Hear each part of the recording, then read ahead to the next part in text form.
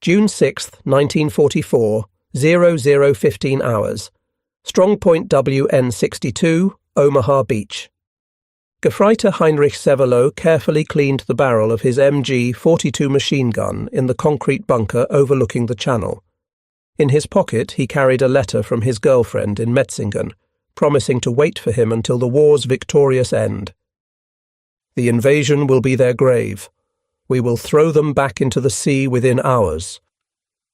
He had written these words to her just 3 days earlier, after Feldmarschall Rommel himself had inspected their positions. The Desert Fox had looked through Severloh's gun aperture, studied the overlapping fields of fire, and nodded with satisfaction. "When they come," Rommel had said, "this beach will be their cemetery." Through the embrasure, Severloh could see nothing but peaceful darkness over the channel. The night was calm, almost serene. In 12 hours, this same young man would be found weeping uncontrollably in his bunker, surrounded by 13,500 empty shell casings, his gun barrel warped from heat, watching an invasion force so vast that his mind would simply refuse to process what his eyes were seeing. Though Severloh would later claim to have inflicted 1,000 to 2,000 casualties, historians consider this impossible given that total American casualties at Omaha Beach from all causes were approximately 2,400. The mathematics of German defeat were about to be written not in strategic assessments or intelligence reports, but in the shocked testimonies of soldiers who would witness the largest amphibious invasion in human history from the wrong side of the gun sight. The Atlantic Wall stretched 2,400 miles from Norway to the Spanish border, what German propaganda called the most formidable defensive line in military history. Along the Normandy coast, 58 divisions of varying quality manned positions that had consumed 17 million cubic meters of concrete and 1.2 million tons of steel. Hitler himself had declared it impregnable. The defensive preparations at Omaha Beach alone seemed to justify such confidence. The U.S. Army Center of Military History records that the Germans had constructed 8 concrete bunkers, 35 pillboxes, 4 artillery positions, 18 anti-tank gun positions, 45 rocket launcher sites, 85 machine gun nests, and 6 mortar pits. The beach itself had been turned into a killing field. 3,700 obstacles had been planted in the tidal zone, including Belgian gates, Czech hedgehogs, and wooden stakes, many topped with Teller mines. Behind the beaches, 6.5 million mines had been laid, though Rommel had wanted 60 million. Colonel Ernst Goth, commanding the 916th Grenadier Regiment near Bayeux, had calculated the defensive firepower in his sector. His 4 batteries could theoretically deliver 120 rounds per minute into the beach sectors. Combined with other batteries, the Germans could concentrate massive firepower on any landing attempt. These calculations, however, assumed unlimited ammunition, an assumption that would prove fatally flawed. June 5th had brought weather that Luftwaffe meteorologist Walter Stuber in Paris had declared impossible for invasion. Wind speeds reached 20 to 25 knots, waves climbed to 6 feet, and low clouds hung at 500 feet. Stuber, using data from U-boats and weather stations, had assured the High Command that conditions would remain poor for at least 2 weeks. Based on this forecast, many senior officers had left their posts. Rommel himself had departed for Germany on June 5th to celebrate his wife's birthday, carrying a pair of grey suede shoes he had purchased in Paris. General Friedrich Dollmann, commanding the 7th Army, had ordered division commanders to attend war games at Rennes. Even the naval patrols that normally swept the channel had been cancelled due to rough seas. This meteorological confidence would prove to be the first German miscalculation. Unknown to Stuber, the Allies possessed weather stations in Greenland and weather flights over the Atlantic that detected a brief break in the storm, a 36-hour window that Group Captain James Stagg had identified and Eisenhower had seized. At 23:15 hours on June 5th, radar stations along the Norman coast began detecting unusual activity. Freya and Würzburg radar sets picked up massive aerial formations approaching from the north. The operators, however, had seen this before, Allied deception raids designed to keep German forces on alert. By 0030 hours on June 6th, reports began flooding in that challenged all assumptions. Fallschirmjäger, paratroopers, were landing across Normandy. But the reports made no sense. Some units reported paratroopers to the east, others to the west. Some claimed they were British, others American. Dummy paratroopers with firecrackers attached, part of Operations Titanic and Ruppert, added to the confusion. Major Hans von Luck, commanding the 125th Panzer Grenadier Regiment of the 21st Panzer Division, was one of the first to grasp the situation's gravity. Awakened by reports of paratroopers landing near his positions, he immediately requested permission to attack. The response from division headquarters: "Do not move until the situation clarifies." Von Luck would later write in his memoir, Panzer Commander, "I knew at that moment we were lost. The paratroopers were clearly marking flanks for a landing. Every minute we waited gave them time to consolidate, yet we sat paralysed by our own command structure."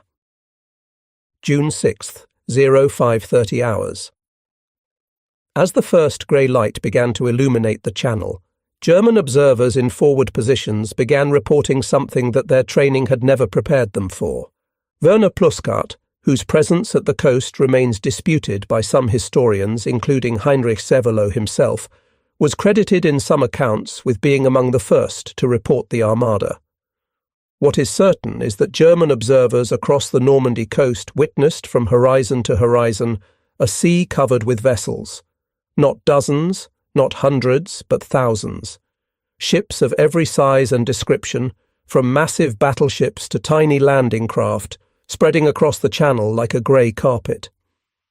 The invasion fleet consisted of 6,939 vessels, according to official Allied records, 1,213 warships, 4,126 landing craft, 736 ancillary vessels, and 864 merchant ships.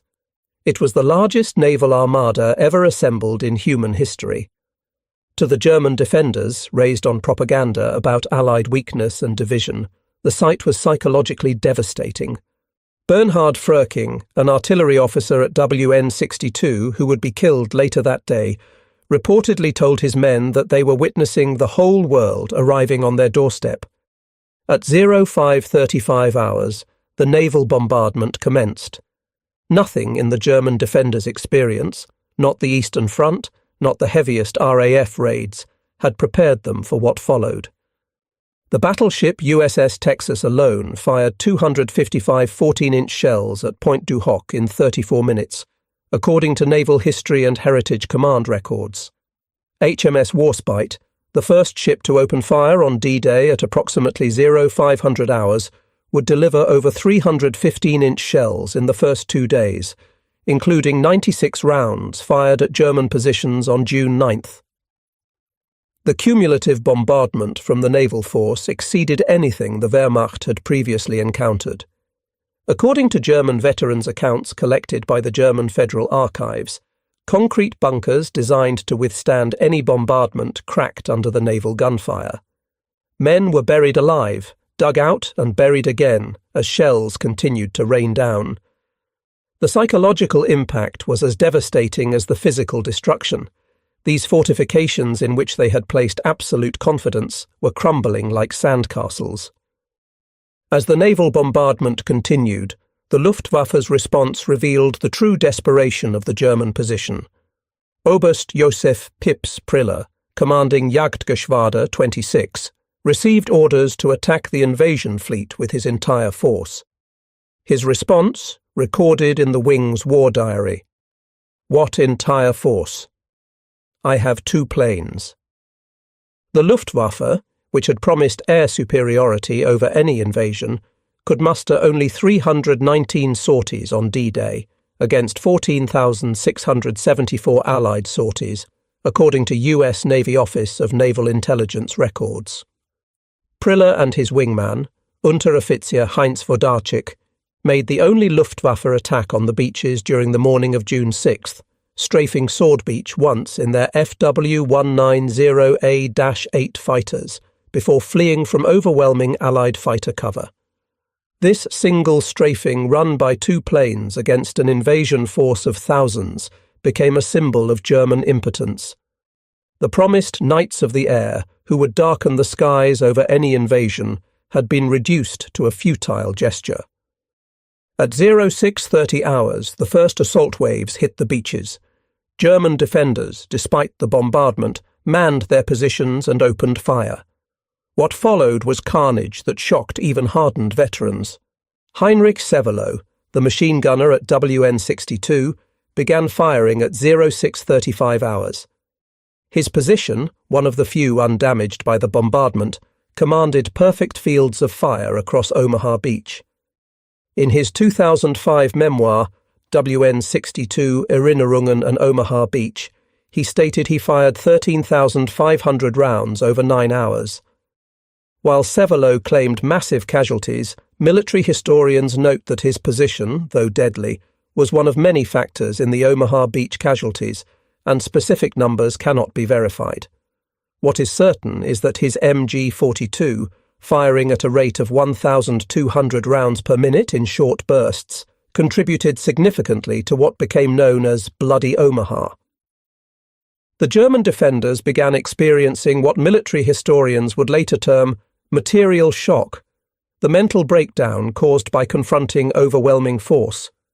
No matter how many Americans, British, or Canadians fell, more appeared. Every destroyed landing craft was replaced by 3 more. Every silenced machine gun position was suppressed by naval gunfire that seemed unlimited. By midday, German positions began reporting critical ammunition shortages. The defensive plans had calculated ammunition expenditure based on repelling a limited assault. Nobody had planned for this scale of attack. According to Wehrmacht supply records, positions that had ammunition calculated for a 3-day battle exhausted their supplies within hours. Artillery batteries, the backbone of the defence, faced similar crises. The carefully husbanded ammunition supplies vanished under the intensity of combat. Attempts to bring forward reserve stocks failed. Every road was under constant Allied fighter-bomber attack. The contrast with Allied firepower was stark. German observers noted that American destroyers would fire hundreds of shells at single targets, while German artillery was rationed to 4 shells per gun per day by the afternoon of D-Day. The German Armour Reserve, the force that Rommel had insisted must defeat any invasion on the beaches, remained paralysed through the critical morning hours. The 21st Panzer Division, the only armoured unit close to the beaches, did not receive orders to attack until 1000 hours, 4 hours after the landings began. When the 21st Panzer finally attacked at 1620 hours, they advanced between British airborne landing zones toward the coast. According to divisional records, they reached the shore between Lyon-sur-Mer and Luc-sur-Mer around 1900 hours, the only German armoured unit to reach the coast on D-Day. However, at 2100 hours, they witnessed the arrival of Operation Mallard, 250 gliders bringing reinforcements to the British 6th Airborne Division. Interpreting this massive air armada as a threat to their flanks, they withdrew. The division lost 54 tanks and armoured vehicles on D-Day, approximately 25% of their strength in a single day. The counterattack also encountered specialised Allied armour they had never seen before. Hobart's Funnies, modified tanks with flails for mine clearing, flamethrowers, and bridging equipment, seemed to belong to a different era of warfare entirely. Throughout D-Day, German units faced a threat they had never encountered at this scale: massive airborne forces operating behind their lines. The 6th Airborne Division, British, and the 82nd and 101st Airborne Divisions, American, created chaos that multiplied their actual strength. Oberst Friedrich von der Heydte, Germany's most experienced paratrooper commander, serving with the 6th Fallschirmjäger Regiment, was in Normandy during the invasion. His professional assessment, recorded in post-war interviews, was damning. The Allied airborne operation was everything ours had never been: massive, coordinated and supplied. We dropped battalions, they dropped divisions. We were supplied by single aircraft. They had endless streams of gliders and transport planes. The psychological impact of paratroopers appearing everywhere paralysed German responses. Units refused to move, fearing ambush. Others fired at shadows, sometimes at their own men. The confusion multiplied German problems exponentially. As D-Day progressed, German command and control disintegrated. Allied aircraft systematically destroyed communication lines. French resistance, activated by coded BBC messages, cut telephone cables and destroyed relay stations. Radio communications were jammed by Allied electronic warfare units. General Lieutenant Max Pemsel, Chief of Staff of the 7th Army, attempted to coordinate the defence from his headquarters at Le Mans. His war diary records increasing frustration as contact with forward units disappeared. By noon, entire divisions had vanished from the communication network. Individual unit commanders made decisions in isolation, without knowledge of the larger picture. As darkness fell on June 6th, surviving German defenders took stock of their situation. The impregnable Atlantic Wall had been breached in multiple places. The Luftwaffe had essentially ceased to exist over Normandy. The Kriegsmarine had managed to sink one destroyer, USS Corrie, while losing 15 E-boats and numerous smaller craft. General Lieutenant Wilhelm Richter, commanding the 716th Division, which had borne the brunt of the British assault, reported to 7th Army headquarters. Division combat strength, 35%. All coastal strongpoints lost. Artillery, 90% destroyed. Enemy advancing inland. The statistics told a story of complete tactical failure despite individual acts of heroism. In a single day, the German forces had suffered casualties equivalent to those of a major battle, while the Allies continued landing fresh troops as if D-Day was merely the beginning, not the climax. Throughout the night of June 6th to 7th, German units attempted to regroup and counterattack. These efforts revealed the full extent of Allied superiority. Every German movement was detected by radar, illuminated by flares, and destroyed by artillery or naval gunfire. Hans von Luck's Panzer Grenadiers, finally released to counterattack, advanced toward Sword Beach in darkness. According to his memoir, they were immediately illuminated by parachute flares and subjected to devastating fire from destroyers offshore. It was like daylight. Every vehicle, every soldier was visible. The shells came from the sea with perfect accuracy. We lost half our strength without seeing a single enemy soldier. Meanwhile, Allied reinforcements continued landing. The artificial Mulberry harbours were already being assembled, supply ships anchored in organised rows. The invasion wasn't just succeeding, it was transforming into a permanent presence. As German reinforcements attempted to reach Normandy, they encountered complete interdiction of movement. Every road, railway and bridge was under constant attack. According to Wehrmacht transportation records, units that should have reached the front in one day took up to 2 weeks. The 2nd SS Panzer Division, Das Reich, stationed near Toulouse, took 17 days to reach Normandy, a journey that should have taken 3 days. They arrived having lost 30% of their vehicles to air attack without firing a shot at ground forces. The psychological impact was devastating. If they couldn't even reach the battlefield intact, how could they hope to influence it? Meanwhile, Allied logistics operated with stunning efficiency. LSTS, landing ship, tank, discharged entire armoured regiments in hours. Within days of D-Day, the Allies were landing 15,000 tons of supplies daily, more than the entire German army in Normandy consumed in a week. By June 12th, German forces in Normandy were approaching psychological collapse. They had lost 26,000 men killed, wounded or missing, roughly equivalent to 2 full divisions. Replacements were minimal. Meanwhile, Allied strength grew hourly. Carentan fell on June 12th, linking Utah and Omaha beaches. The German paratroopers of the 6th Fallschirmjäger Regiment, Elite troops who had never previously retreated withdrew in disorder. Their commander, Friedrich von der Heydte, reported to higher headquarters, "My regiment no longer exists as a combat unit. The survivors are psychologically broken." On June 13th, SS Obersturmführer Michael Wittmann achieved one of the few German tactical victories in Normandy. According to British military records, he destroyed 13 to 14 tanks, 2 anti-tank guns, and 13 to 15 personnel carriers in the Battle of Villers-Bocage within 15 minutes. German propaganda seized on this victory as proof that German arms could still prevail. But even this victory revealed the futility of the German position. Wittmann's Tiger tank, disabled in the battle, was replaced by the Germans with difficulty. The British losses were replaced within hours. The tactical brilliance of individual German soldiers could not overcome industrial mathematics.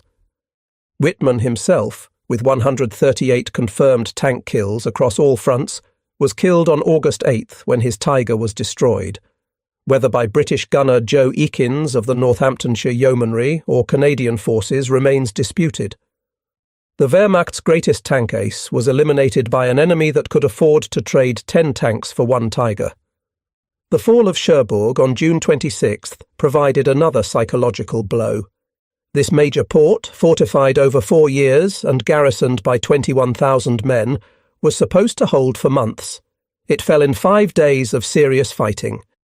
General-Lieutenant Karl Wilhelm von Schlieben, commanding the garrison, had proclaimed he would defend Cherbourg to the last bullet.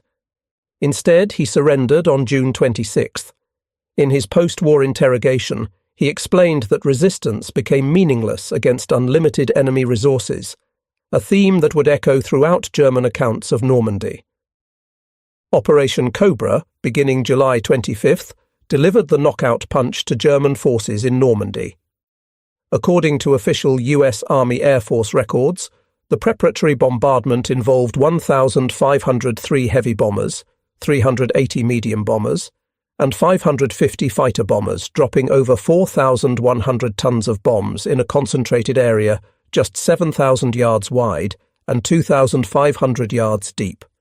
General-Lieutenant Fritz Bayerlein, commanding Panzer Division, reported to Army Group B, "My division is annihilated. The psychological effect on the survivors is indescribable.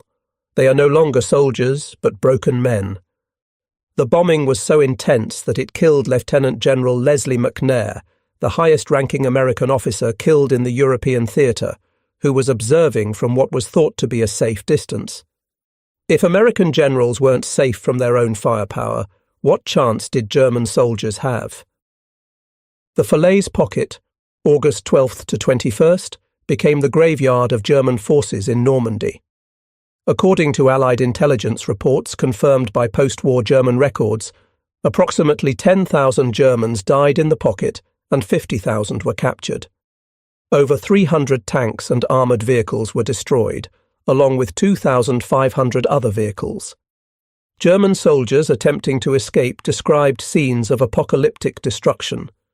Roads were carpeted with dead horses and burning vehicles. Allied fighter bombers attacked in waves every 20 minutes. Artillery fell continuously. The systematic destruction was so complete that many soldiers simply gave up, preferring captivity to certain death. The final accounting of the Normandy campaign tells a story of complete German defeat. German losses, June 6th to August 31st. Approximately 320,000 casualties, 30,000 killed, 80,000 wounded, 210,000 missing or captured. 2,300 tanks destroyed, virtually all armour in France. 2,127 aircraft lost. Allied losses, 209,672 casualties, with replacements exceeding losses daily. Approximately 4,000 tanks lost, replaced within weeks. 4,101 aircraft lost, from a force exceeding 13,000. The disparity revealed the fundamental truth. Germany was fighting an attritional battle it could not win against an enemy with virtually unlimited reserves. Professional German military officers provided the most objective assessments of the disaster. General der Panzertruppen Heinrich Severloh, who assumed command in Normandy after Rommel was wounded, reported to OKW on August 1st. The enemy's material superiority is at least 20-1 in artillery, 10-1 in tanks, and absolute in aircraft.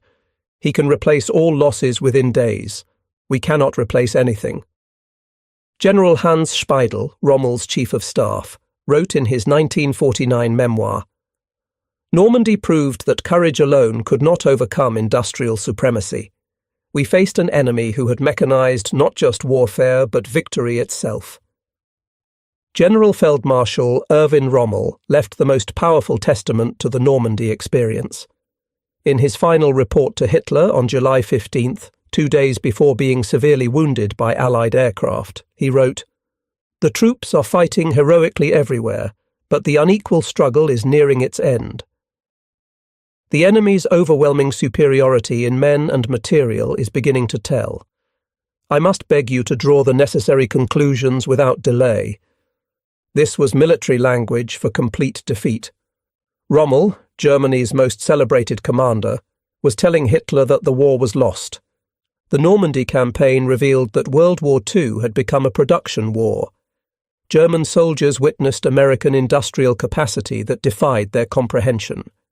Ford's Willow Run plant alone produced one B-24 bomber every 63 minutes at peak production.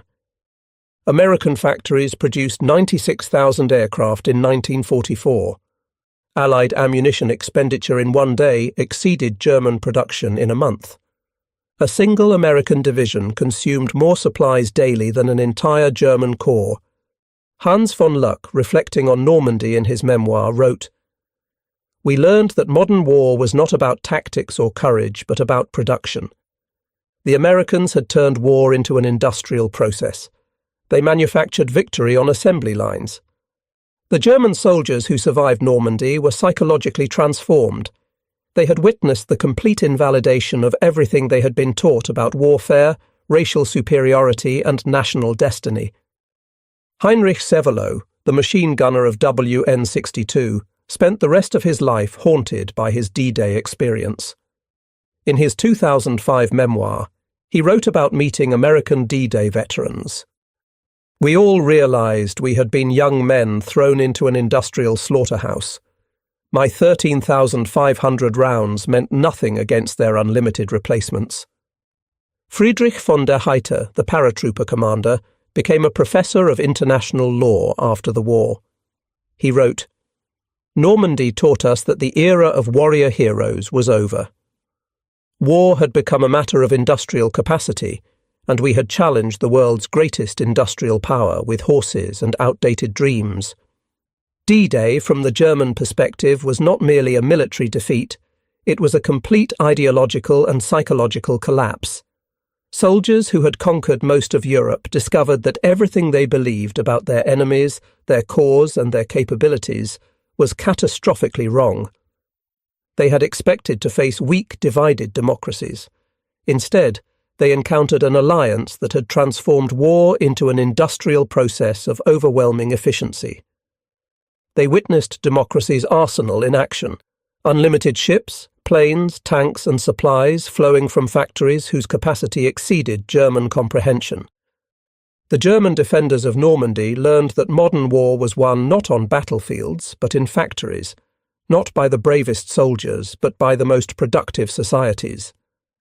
They discovered that the Western Allies had revolutionized warfare, turning it into a mathematical equation where production statistics mattered more than tactical brilliance.